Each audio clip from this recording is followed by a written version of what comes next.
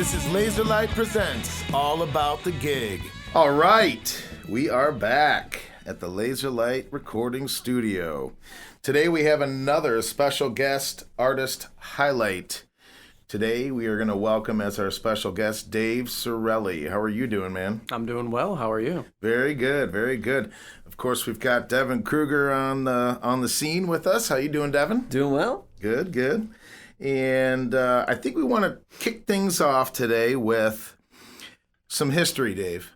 Sure. We've talked about it many times, but I think if we put it out there and get it chronologued, it might give some example and maybe some motivation and insight as well to our listeners. Dave, when did you decide this was it? This is what you're going to do with your life?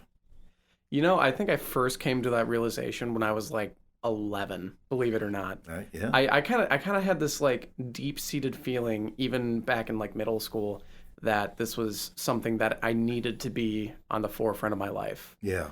And when you're that young, you don't know how to go about that, but you know that sort of feeling and you know how much you love music. And, I just absolutely fell in love with playing all different types of instruments. At that point in time, I'd already been playing piano for a number of years. And by the time I was 11, I'd been playing guitar for about a year and bass for about 6 months. Yeah. So I had a little bit of choice, and I was starting to understand a little bit more about it. And one of the turning points was I joined the middle school jazz band, and for the first time ever, I was introduced to this concept of improvisation and working together with musicians in a symbiotic relationship, and getting to explore a musical plane.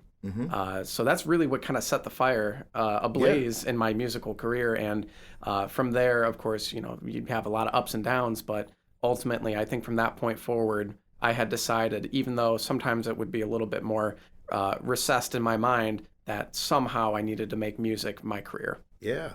And I like that, that analogy there, because it's kind of like the first time we ever felt that sensation of teaming.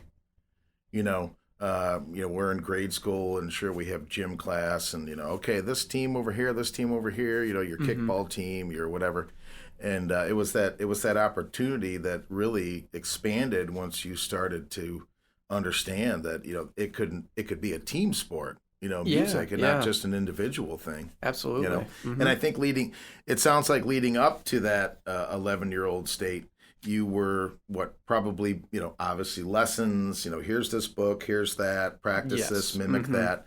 But you were probably exploring with some covers and things that at that time sounded good, or were you just still in that lesson mode, for the most part? I had just started to get into my own musical path of by the time I was about, I'd say 9 going into 10, I started to ask my piano instructor, oh, how would I go about playing this song or this or that? And, it became a little bit less, okay, here's your lesson book and here's only what we're going to do, to, okay, let's mix up the lessons a little bit. And she would be like, okay, I have sheet music for these pop songs. Have you heard of any of these? And do you like any of these? And I'd, eventually find one and be like, yeah, I like that song. And we would learn that. And then I started to kind of cross over into, instead of just a straight up pedagogical lesson sense, more of a pop music sense, and learning how to play some of those songs on piano. That really got me going in that. Because you're hearing it out there and you're thinking, okay, I obviously am, I need to expand my, my sensory circle, Yep, absolutely. And that wonderment, we all began with those wonderments of how do they do that? And then how is that done? And then going into stringed instruments, it was like I could start in with those stringed instruments with that sense of oh, I really like these songs. How can I then take that from one instrument and transfer it to this new instrument? And the progression of guitar pedagogy versus piano is much different. In piano, you learn a lot about okay, you're going to play these succession of notes. It's a lot of single note lines, learning how to slowly build in the left and right hand together. But with guitar, a lot of people start out with okay, here's a chord. Whereas with piano, you don't really learn chords until further down the line developmentally. So it was nice getting to start there where I had been progressing to that with the piano, and then, getting to pick up the guitar, I would start to just kind of mess around with chords I knew and be like, oh, hang on, that's that song that I heard the other day on the radio. What was that? And then, it would take me forever to figure out because at 10 years old, your ears aren't very, my ears weren't very developed at 10 years. Some people's are. Yeah, there's savants out there, right, exactly. But I was hearing things and it was starting to click for me. I was like, okay, these are things I'm hearing. How can I reproduce that? And, that just really took me down a path that, I still am on today. What's your first recollection of a genre that you took to? And maybe it wasn't a genre that you emulated, you wanted to emulate in your playing, but took to. So I remember, right around that time, I had gotten into kind of classic rock. And it was like this huge awakening for me. And believe it or not, love them or hate them, that's everybody's own choice. But it was Aerosmith, actually, for me. That there was something that just caught my ear when I was very young, and I just loved the sound of it. And to this day, Aerosmith still holds a special spot in my heart, even though I can now recognize other things. Sure. Good and bad from just about any of those bands. But when I was about 9-10 years old, that was like one of the first bands that really like lit that fire underneath me, and just hearing like the solos from Joe Perry, and just hearing how they kind of work together, and I was like, that's actually really cool. And then from there I'm like, is there other bands like this? And turns out there is. Yeah. So I started exploring that. From Aerosmith, I started jumping into actually I jumped back in time because I went right from Aerosmith to Hendrix. Started listening to a lot of Jimi Hendrix. And I remember, this was in the Wild West days of like LimeWire and stuff. Yeah. So me and my buddy downloaded the entire discography of Jimi Hendrix one night, and it took all night because download speeds were much slower back then. Yeah. And, I had hours and hours of Jimi Hendrix music, all the live albums, all the studio albums, and I listened to all of it, and I just kind of listened to the way that he blended this like rock sound with this like improvisatory blues sound, and that really helped me kind of move even further down that path. Do you think some of those early influences lended to the direction of you ultimately being a bass performer? Yeah, it was around that time that I had decided that I wanted to play bass, and it's I've tried to pinpoint exactly what that turning point was for me, because I picked up guitar first because guitar is the obvious choice. When you're 10 years old, you don't really you might not even know the difference between a guitar and a bass. You might be like, why is that guitar bigger? And I know very few 10-year-olds who ask for a bass. I know. Yeah, I was I was in the very strange minority there. But something drew me to it when I was that young. I picked up the guitar, and I think it was a Christmas present or something. And then literally like a month or two after getting a guitar, I asked my parents for a bass, and they're like, why? You have a guitar now. Yeah. I was like, no, they're different. I want to play this one. They're like, okay, I guess. So they didn't want to buy me another instrument. They just bought me an instrument. They're, when you're that young, they're like, oh, it's just a phase. Yeah, they just might keep not even thinking, stick with it. They keep thinking the toy closet. They're like, here we go. Yeah. But it turned out one of my cousins, he's doing well for himself musically. He was out in LA for a number of years, and he's about 10, 15 years older than me. But he had an old bass, and he was willing to basically give it to me for like, a couple bucks just to, probably put gas in his car for that week. So I got a bass, and looking back on it, it's kind of ironic that this is the bass I got because it was a fretless bass. And that was my first bass, was a fretless bass. So right from the beginning, it taught me hard mode immediately. I know, wow. Yeah. Well, I didn't know that. It had the lines on it, and I kind of realized, I was like, oh, I got to play on the lines. So when I got a fretted bass, from my time with guitar, I knew that you can't play right over the frets.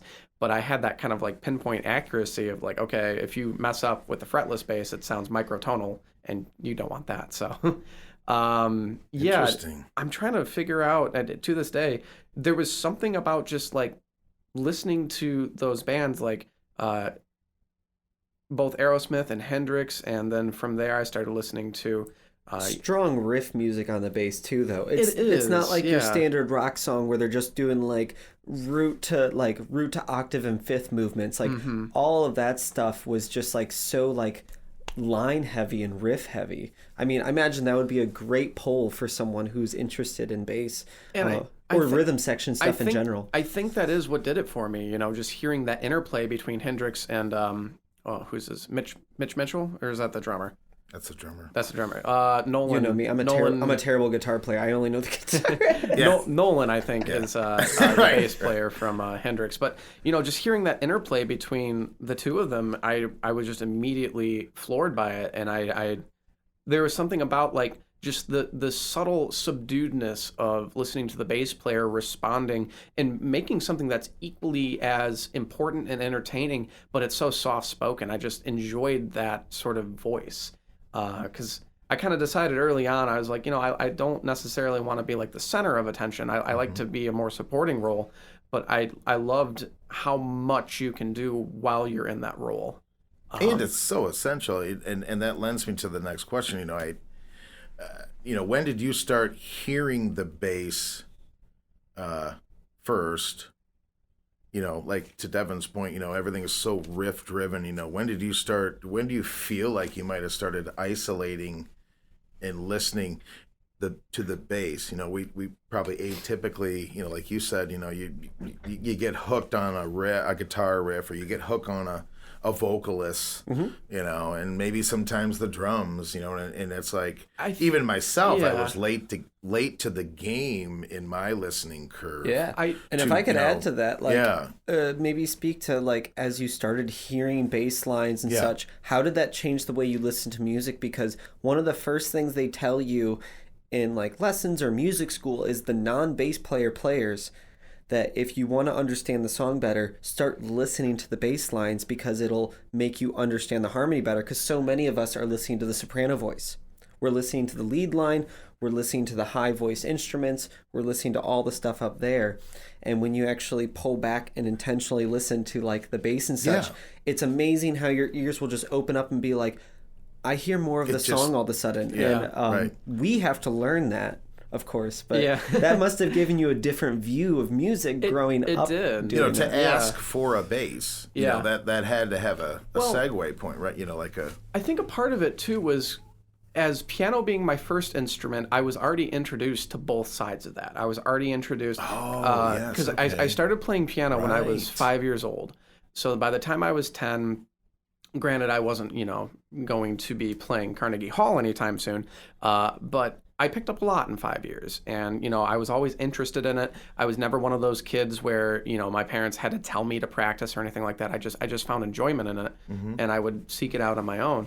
And I started to understand the interplay between the left and the right hand, and I think something about the driving force of the left hand of the piano just resonated with me, and I wanted to chase that aspect of the instrumentation. And then to answer your other question, I do think it was the music of the 60s that really turned me on to that, with Hendrix, and his bass player's name is Noel Redding, by the way. I just remember that. Noel Redding. I saw it bubble up over your head. Yeah, no, I feel bad. I let it slip my mind. I shouldn't have, because he was one of my early influences. But yeah, so I was listening to that, and of course Jack Bruce with Clapton and Cream.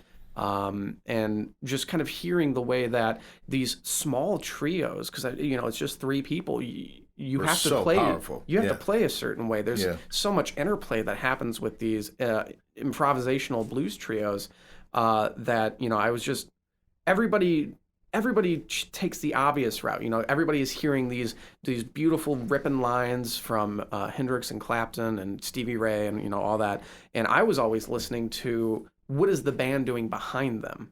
That's where I listened first. And then, of course, as I would listen to it multiple times, then I would, of course, start listening to, the main focus too. So I kind of did it opposite of most people. Most people would listen to the guitar line first and then go back through and listen to the other pieces. Yeah. And I would always listen. Or just be... Yeah. We took different paths there. Question. Yeah. Genre then, how about genre now? You're not gigging, you're not teaching, you're not anything except on Dave's time. Maybe you're driving. Listening. Yeah, you're driving right from a gig to another gig, or you're done. Do you just sit in silence and give your ears a break? Or you got a long road trip with a fresh pair of ears because you're embarking in the morning? What do you seek out? What do you play to bring yourself some release? That's unfortunately a bit of a rarity. A lot of the times I will use my drive times efficiently. Mm-hmm. So if there's a bunch of tunes I need to know for this weekend, I'll just throw them in a playlist and put them on repeat if I'm not super familiar with them. And then I'll be honest, after a really loud ripping gig on a Saturday night, I will drive home in silence sometimes. God. No, absolutely. And that's why I mentioned it, because there's got to be times where it's just like... But if I'm... Unless you got to get rid of the ringing in your ear. You're like, at this point, I'm going to listen to something because I don't want to listen to this. Yeah, that's true. That's true. I'll give you that. This alarm in my head, right? But if I'm truly listening... It's your time. Yeah, you're at the lake, you're at the this, you got your own time. You're on vacation. I have been constantly surprised and pleased with how diverse my musical selection has become, and I owe that all to the people I play with and all my friends for turning me on to so many great different bands, so many different ways of listening to music. So for example, if I'm hanging out with Devin, who likes to check out the latest and greatest with guitar players, I might be playing Julian Lage's new album, something from that. Maybe I just got done hanging with my drummer friend and he's like, oh, you got to check out this Jack DeJohnette B-side or something like that. Then I'll put that on and be, bumping that for the next week or so. Or somebody might reintroduce me to old Delta blues singer or something that I hadn't heard before. So I'm really chaotic with my playlists, and I do try and seek out. You're still hungry. You're still you're still open to what's next. But that whole Calgon Take Me Away, right? You might be too young for that.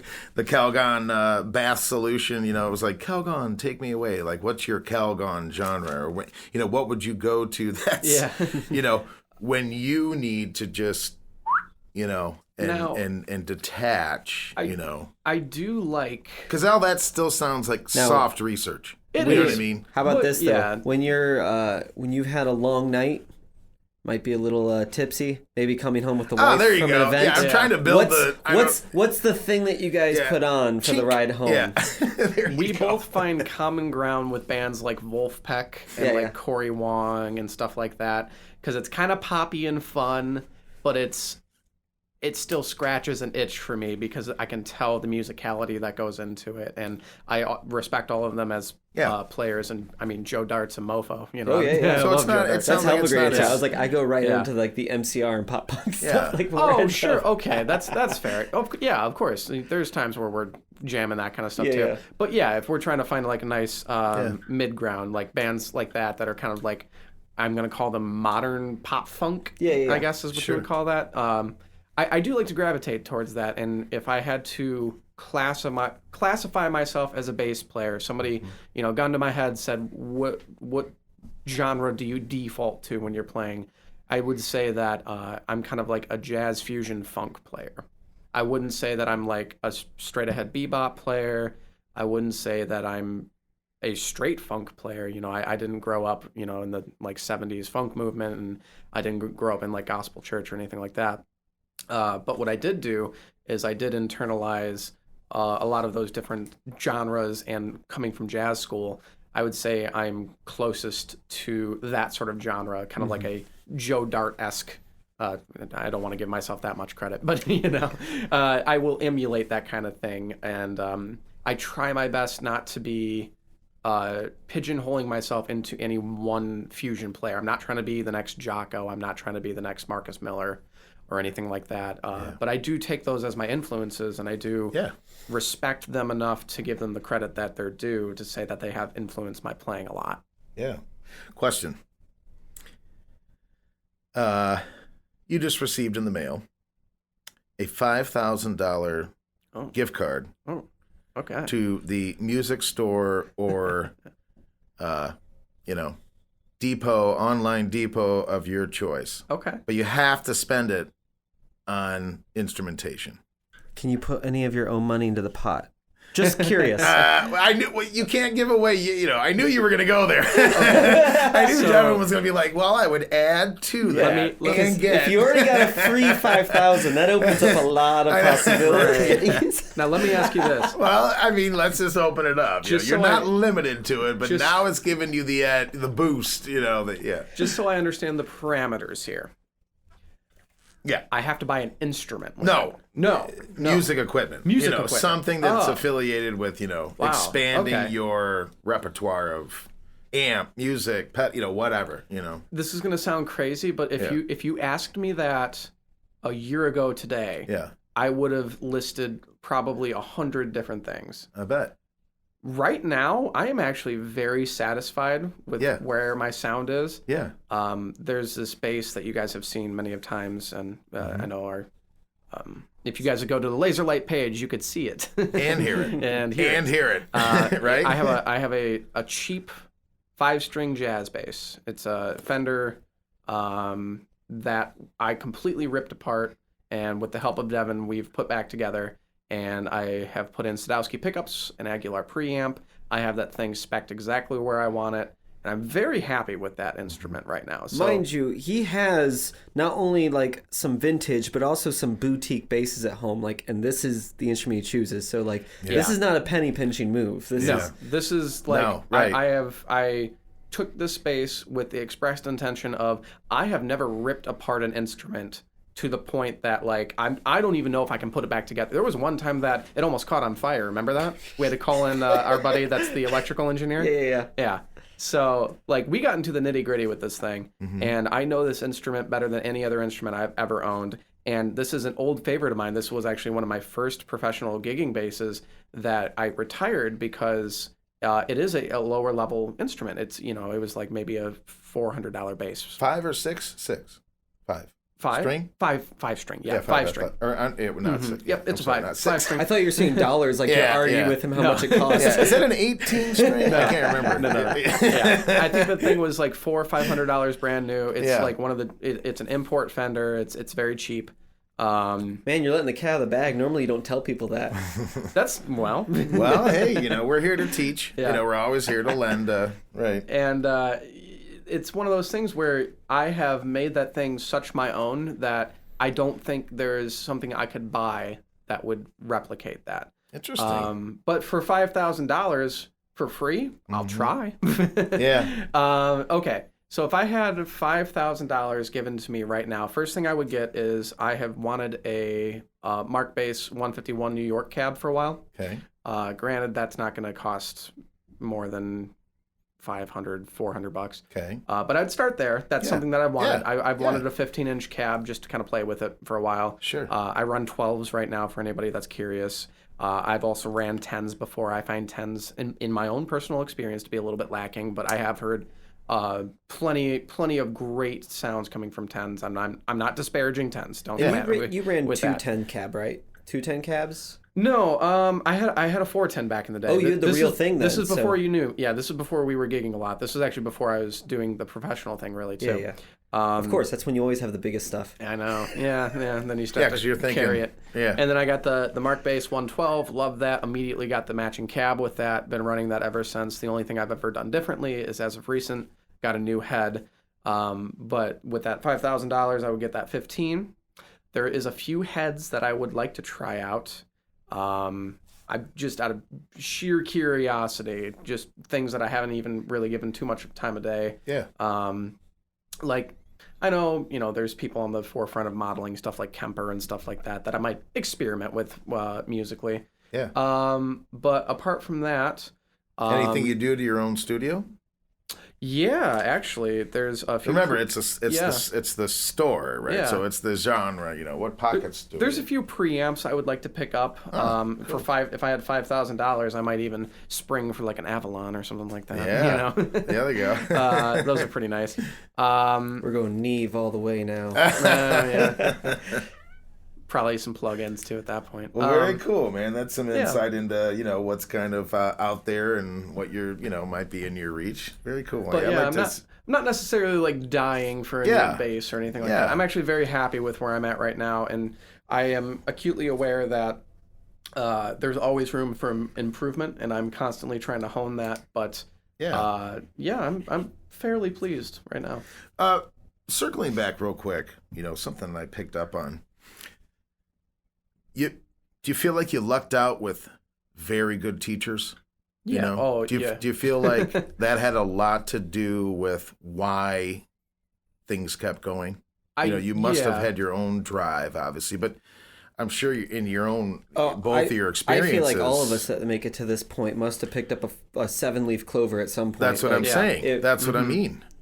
No, I can't describe how thankful I am for all of my teachers along the way. And that had to start with the piano teacher, yeah. right? I mean, it was all direction driven and able to answer your questions and be patient and cared about your questions and not no, just do it this way, or no, put that out of your head. It's like, right?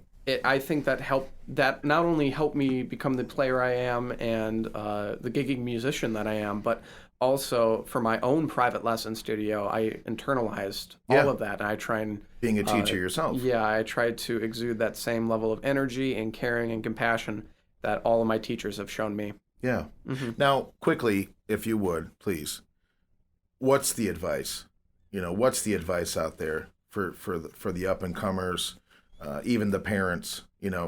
How do you find a teacher? What pros, cons, flags, definites, what do you look for? What do you want to do if it's your own personal, I'm 20 something, a teenager something, or it's someone looking for their children, what's the vetting system if you may recommend? There is no obviously bulletproof one. I would say find a teacher that you look forward to seeing every week. Mm-hmm. At no point should you ever be dreading your lesson. Mm-hmm. Now, there is a difference between if you are in your 20s, 30s, if you're an adult approaching lessons and you had a very busy week of work, maybe you were traveling a lot and you didn't get as much practice time as you would have liked.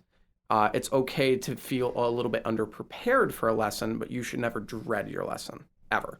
Oh, very It doesn't good. matter how prepared or unprepared you are, you should never walk into a lesson with dread. And that probably ties in a ton of stuff. In that means you want to find somebody you're getting A, B, C. Yeah. You want to find somebody that makes you excited to pick up your instrument.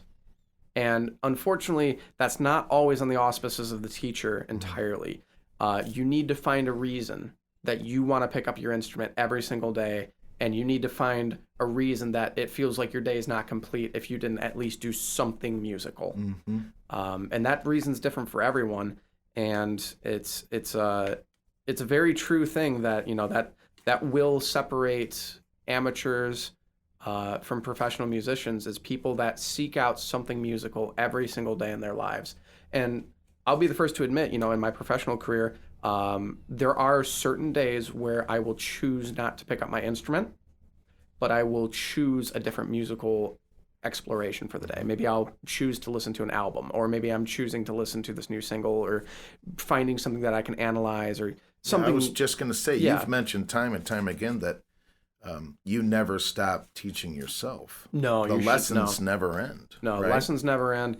Not only for yourself. That's one of the best things that I've gotten out of music school was I've learned how to further my own education. And in addition to that, too, not only does your own self-teaching never end, but you should always, in the back of your mind, think to yourself, well, here, if we go back to that $5,000 thing that we were talking about, I would go take a lesson with John Patitucci.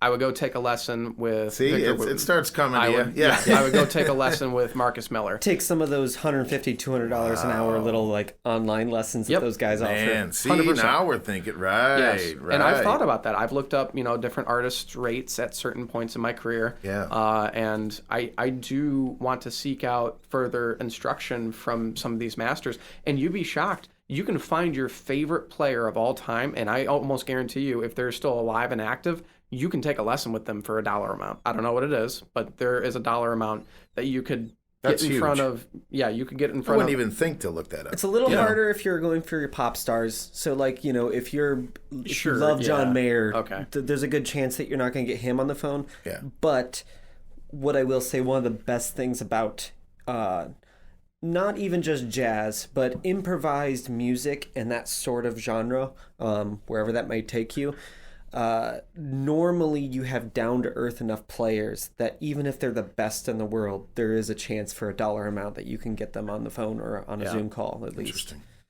I think the first person I would call would be Pino Palladino. Oh, yeah. Be like a way to spoil yourself, Yeah. Yeah. But no, you should always be seeking out your own way of education, and the learning should never stop. If you ask people, there's many a times on record, these masters of their instrument are asked, like, oh, at what point do you feel like you really mastered your instrument? And they'll always say, I haven't. Not even close. I have so much more to learn. It's ridiculous. Some of my favorite players say they still do 12-hour a day practice sessions, and the dudes are like 60. Yeah. It's like, have you been doing that for 50 years?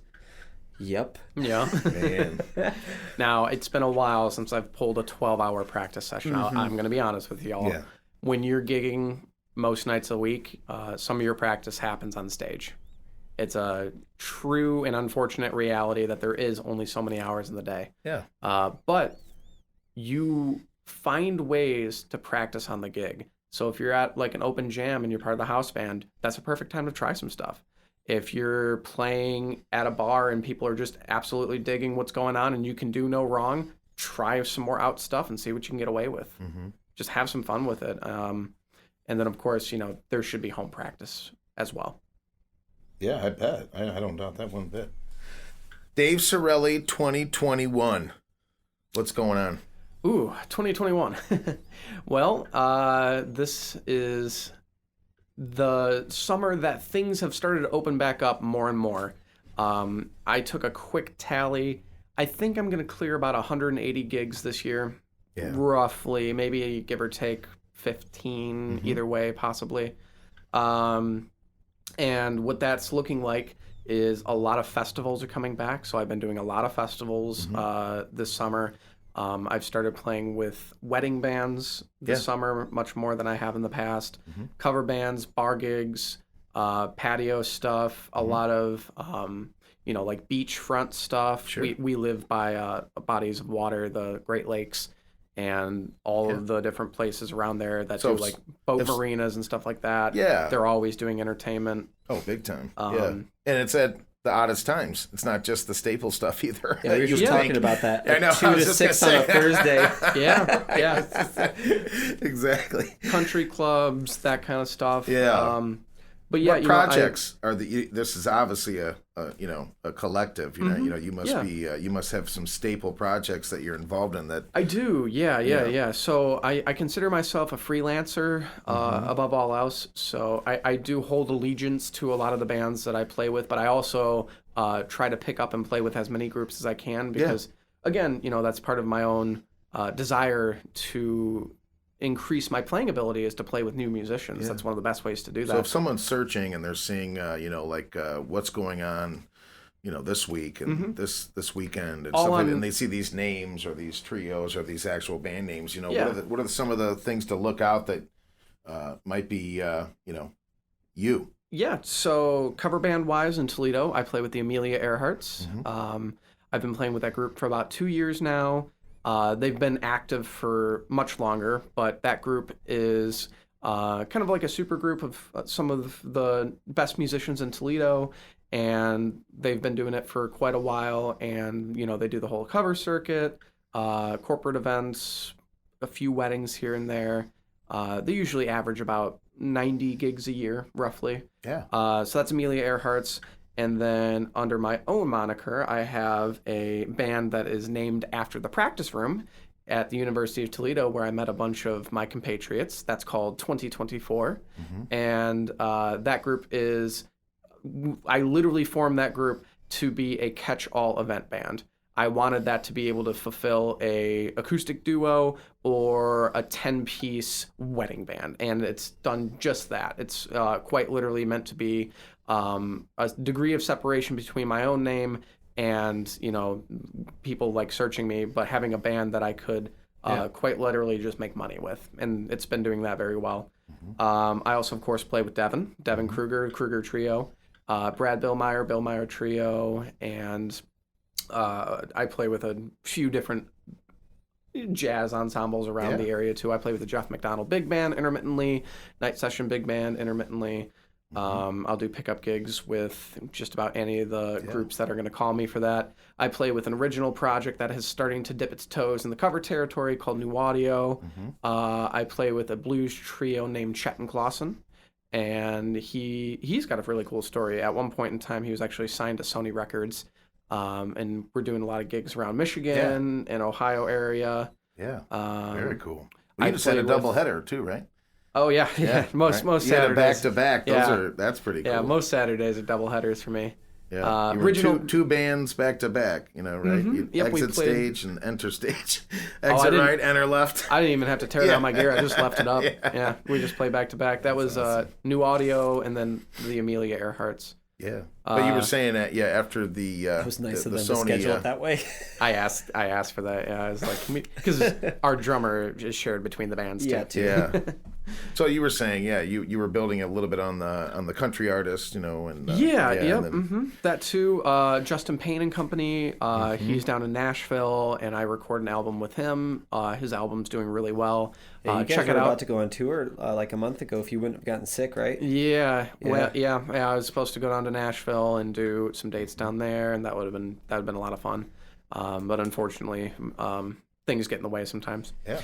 How does everybody find you?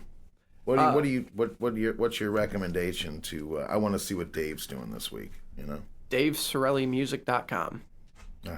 Yep. And from there, it will lead you to all my socials. So I'm going to push the website there. Of course, you can find me on Facebook, Instagram, Twitter, Snapchat, TikTok, you name it. But I would like to push it to my own created thing, because as we've seen recently, Facebook can just go down whenever it wants. So check out my website. It's DaveCerelliMusic.com, Cerelli, Cerelli. You can see my own original compositions. You can see some of the groups I've collaborated with. Of course, all my upcoming show dates. The 2024 event band that I was talking about has its own separate tab there. And a little bit about myself too, about my musical background, my collegiate experience, teaching experience. And well, there you go. Dave Cerelli. Take a look, do some reading, do some research, go out and see him, check him out with all of his different venues and groups. Dave, we appreciate you giving us some insight and shedding some light on who the Cerelli Music Man is. Thank you. Yeah, Devin, any last thoughts, or is there possibly anything you don't know about Dave that you might have to ask? No, this was fun because I was worried I was going to have to softball some questions for the audience, but I was like, I learned some things here. We don't normally dig into each other's origin stories just for fun over a beer. So right. So I thought this would, obviously this would be a great opportunity. So, well, again. Thanks, Dave. Thanks, Devin, obviously, for contributing as always. And thanks, Dave, for shedding some light on who you are and where you've been, where you are, and where you're going, man. Yeah, thank you for having me. Much appreciated. From Laserlight, we're out.